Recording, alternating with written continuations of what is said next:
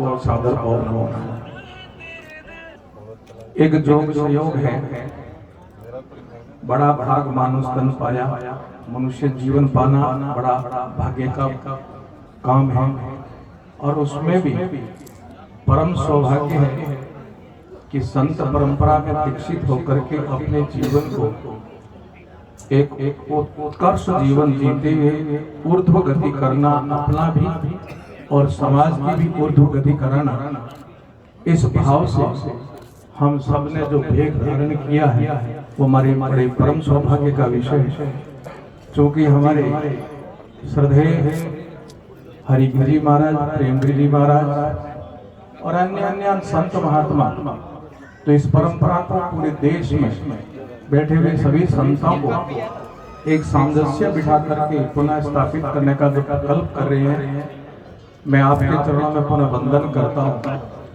और प्रेमगिरी जी महाराज ने हमें कहा कि शंकराचार्य जी महाराज की जो परंपरा है और शंकराचार्य जी का प्रादुर्भाव, ये दो बहुत बड़े हमारे लिए उपलब्धि है।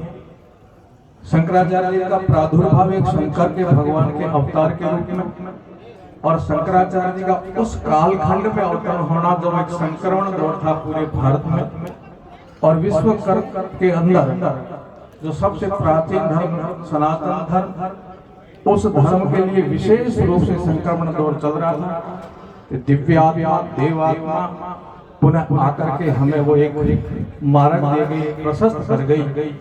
अब वो तो हमें इतना ही करके देके गई है कि चारों दिशाओं में चार मठ स्थापित करके और हम सबको अपने कर्तव्य के लिए तत्पर रहने के लिए प्रेरित करके गई हैं। जब हम उठते हैं बैठते हैं तो एक ध्येय और एक ध्यान अवश्य हमारे मन में रहता है कि हम उस दिव्य परंपरा के संत हैं जो शंकराचार्य जी महाराज की परंपरा है, और उनके अवतरण का दिन और उनके जीवन के उद्देश्य को आंख खुलते याद रखना है कि हम क्यों संत बने और हमारी क्या परंपरा है और हमारा कर्तव्य क्या है। मैं ऐसे दिव्य संत तो लक्ष्मणपुरी जी महाराज ने, मच्छेंद्रपुरी जी महाराज ने, या पूरे देश के अंदर और विशेष करके इस हरियाणा की धरा पर उस परंपरा को जीवित रखा। मुझे परम हर्ष है कि उसी परंपरा से, उसी परिवार से हम सुदूर पाकिस्तान के बॉर्डर पर बैठे हुए एकदम कोने में बैठे हुए संत भी उनकी तपस्या, उनकी गुरुत्वाकर्षण शक्ति के कारण, आप सबके भाव के कारण, आप सबके प्रेम के कारण वहां से खींचे खींचे चले आए हैं। मैं पुनः इस परंपरा के हमारे सभी गुरुजनों का वंदन करता हूँ और महंत मच्छेंद्रपुरी जी को हृदय से सच्ची श्रद्धांजलि। हम जितने पश्चिमी राजस्थान के उसकी दूर देर से आए हुए उन सभी संतों की तरफ से मैं एक सच्ची श्रद्धांजलि समर्पित करते हुए मेरे शब्दों को विराम देता हूँ, क्योंकि यहाँ विद्वत संत बैठे हैं, यहाँ विद्वान संत बैठे हैं। अब मुझे ऐसा लगता है जिस प्रकार शंकराचार्य जी का कालखंड था, उस समय भी एक संक्रमण दौर था देश और इस धर्म और संस्कृति पर, और इस समय भी मुझे ऐसा लगता है कि पुनः ऐसी परिस्थिति है। आप सब जानते हो देश की परिस्थिति, आप सब जानते हो सनातन धर्म की परिस्थिति। इस समय हमें पुनः उस परंपरा को जगाने के लिए ये परम सौभाग्य मान करके अपने क्षेत्र में, अपने मठ में, अपने मंदिर में वही उपक्रम करने चाहिए, वही अखाड़ों में करने चाहिए, वही उपक्रम करने चाहिए जिस परंपरा के लिए शंकराचार्य जी ने इस परंपरा का स्थापना किया। इस परंपरा को जीवित रखने का इस संक्रमण दौर में, क्योंकि आप सब जानते हो कि उस समय जो आक्रमण हुआ था धार्मिक, सांस्कृतिक और राष्ट्र पर, उससे भी ज्यादा घातक आक्रमण इस समय राष्ट्र और संस्कृति का हो रहा है।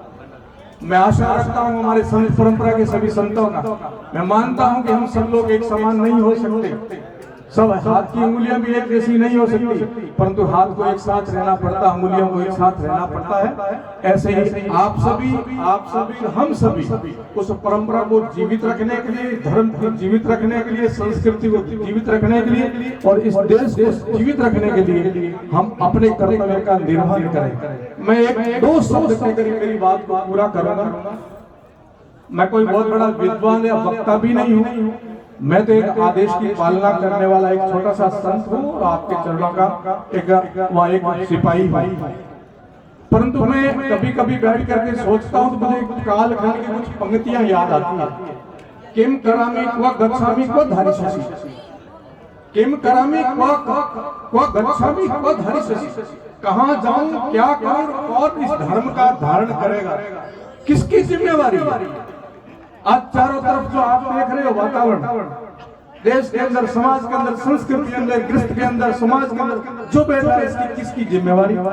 कौन धारण करेगा, कौन रक्षा करेगा? कोई और संत आएंगे?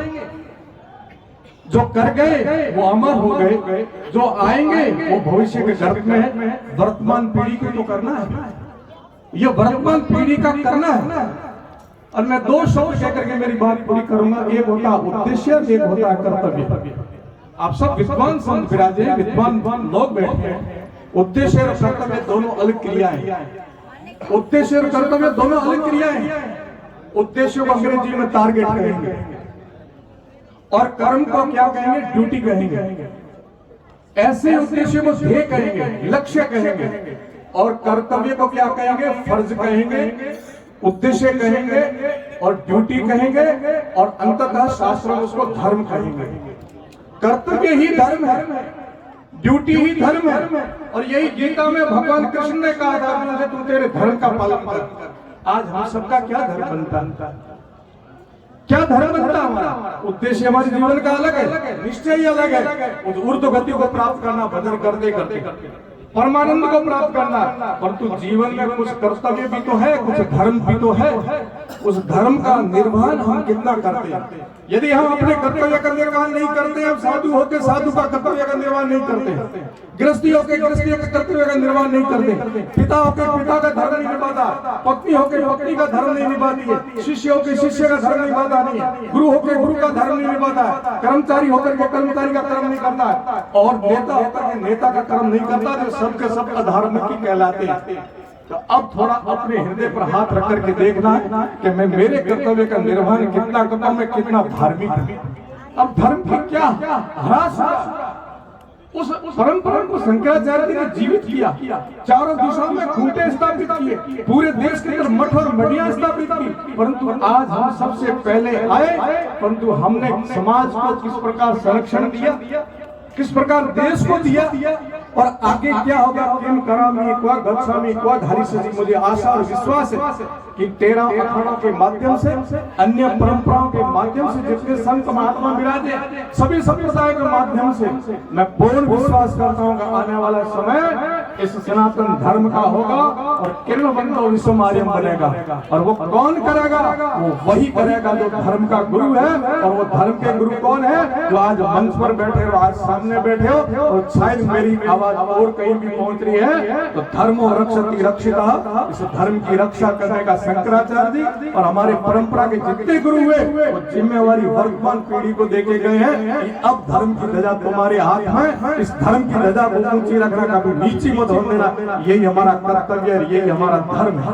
भजन आप कैसा भी करो, वो आपका उद्देश्य पूर्ति की तरफ ले जाएगा, परंतु कर्तव्य आपका आज ये बोलता है कि सनातन धर्म की रक्षा करना आपका कर्तव्य है। इस परंपरा को जीवित रखना आपका कर्तव्य है। और संत बनने के बाद परम सौभाग्य बन गए हम।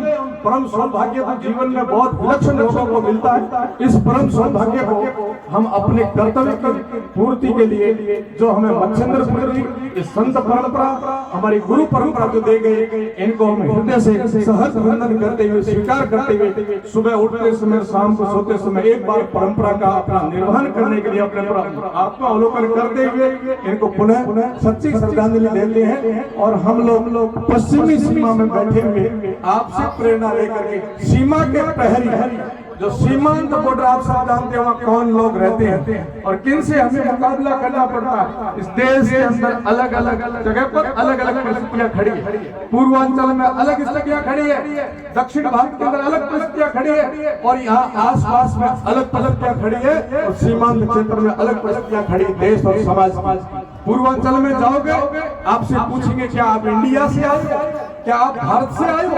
ये पूर्वांचल की स्थिति बन गई है। और जब दक्षिणांचल में जाएंगे तब पूछेंगे हिंदी पर काली पोछी हुई देखी जाती है, हिंदी भाषा से घृणा की जाती है। जब इस क्षेत्र में आते हैं तो मुझे क्षमा करना, अराजकतावाद कितना बढ़ गया। और जब यहाँ से निकल करके हमारे क्षेत्र में जाते हैं तो वहाँ जातिवाद किस प्रकार से बढ़ गया। ये भारत का खाका और नक्शा कौन बदलेंगे? हम लोग बदलेंगे। हम सीमा पर डटे हुए हैं। उन विधर्मियों के सामने टक्कर लेने के लिए आप सबके आशीर्वाद से हम खड़े हैं कि कार्यों साथ ही देहम व पाती। हमें वो आत्मबल मिलता है आपके बीच में आने के बाद में कि मैं एक छोटा सा घटक हूँ, एक माला का छोटा सा पुष्प हूँ। मैं मेरे कर्तव्य का निर्वहन करूंगा। हमारे में से कोई आप में से हमारा सूत्रधार बन करके हमें उस माला में पिरो करके उन्हें माँ भारती की सेवा में हम सब संत लोग लगेंगे, इस धर्म की रक्षा में लगेंगे। इस परंपरा के नाम जितने यहाँ आए उन सभी सिद्ध परंपरा का मैं दर्शन करके आया हूँ आज गोकर्ण पीठ में। और जब भी मुझे मौका मिलता है मैं दर्शन करने के लिए आता हूँ, मेरा हृदय गदगद होता है, क्योंकि इस भूमि की कुछ अन्न और जल मेरे शरीर में लगभग 12 साल तक गया।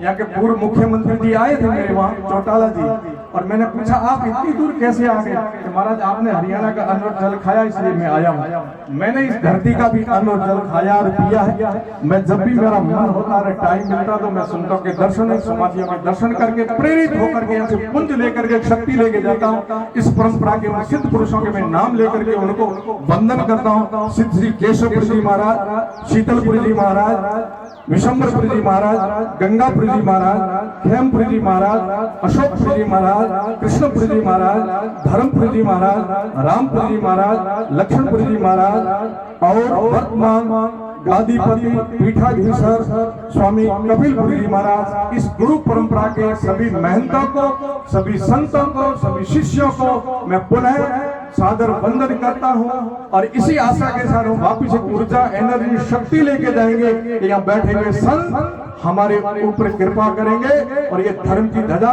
सीमांत में हम पकड़े रहेंगे, मध्य में आप पकड़े रहना, पूर्व के संत पूर्व में पकड़े रहेंगे, उत्तर के संत उत्तर में पकड़े रहेंगे और दक्षिण पाकिस्तान की सीमा पर हम डट करके धर्म की ध्वजा पकड़े रहेंगे। आप आशीर्वाद देते रहना। उन्हें आप सबको वंदन और सच्ची श्रद्धांजलि। उपस्थित सभी सज्जनों को, धर्म प्रेमी सज्जनों को भी कहता हूँ आप भी अपने कर्तव्य का निर्वहन करना। जब तक आप सत्संग नहीं करोगे, आप संतों के पास नहीं जाओगे, तब तक आपका अहंकार नहीं टूटेगा और आने वाली पीढ़ी संस्कार नहीं होगी। लौटिए पुनः भारतीय संस्कृति की तरफ, लौटिए पुनः हमारी संत परंपरा की तरफ। वही हमारा जीवन जीने की कला सिखाएगी। अंततः मैं क्षमा चाहता हूँ, मैंने काफी समय ले लिया, पर भाव है अपनों के सामने प्रकट करना मेरा अधिकार है। बहुत बहुत वंदन, बहुत बहुत सच्ची श्रद्धांजलि। बोलिए भारत माता की, सनातन धर्म की, अपने अपने माता पिता गुरुदेव की, सब संतन की जय हो, वेद भगवान की जय हो।